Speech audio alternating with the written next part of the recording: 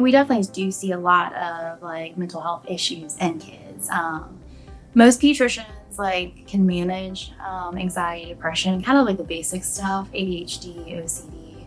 It's when you're kind of getting more into complex like bipolar, schizophrenia, things like that, that we're typically referring out or kind of like, collaborating with other specialty groups. Currently what happens in facilities that don't have like, in-house like behavioral health resource, it's me as a pediatrician trying to request the records from those providers, whether it's the psychiatrist or the therapy counseling team. And it's very disjointed in that, oftentimes I don't get the records and I'm, updating the families, like letting them know, hey, like, would you mind next time you go to your appointment and ask them to send me records?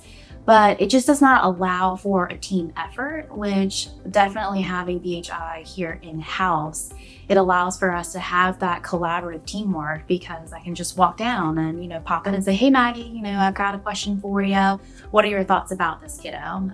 So I think it's very beneficial for the parents to have that peace of mind to know that their pediatrician is also talking with the psychiatrist, which is also talking to the therapists and counselors. And it's a lot less legwork and more work for them to do, which I'm a mama and I'm all about that life.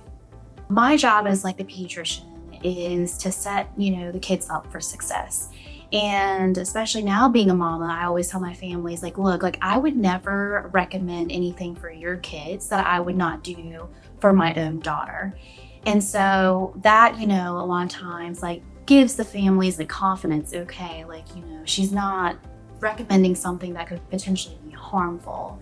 And then I also try hammer home that, hey, this is an ongoing, lasting thing that he or she is going to deal with. And I want to make sure that you and I are setting them up for success.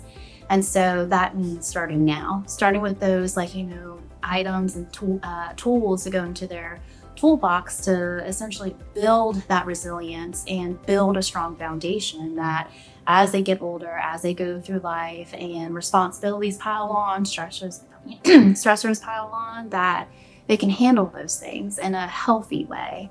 And so I usually that kind of take on that approach about setting them up for success, because what parent doesn't want that for their child, right?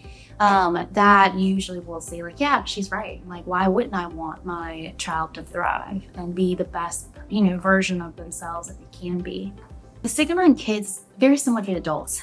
It's just having them to accept that they need help and B, just essentially, allowing for us to help them. And so once you kind of overcome those two hurdles, it's like night and day. I've had plenty of kids who, I've got them plugged in with the right people, counseling, therapy. We've started them on the right treatment.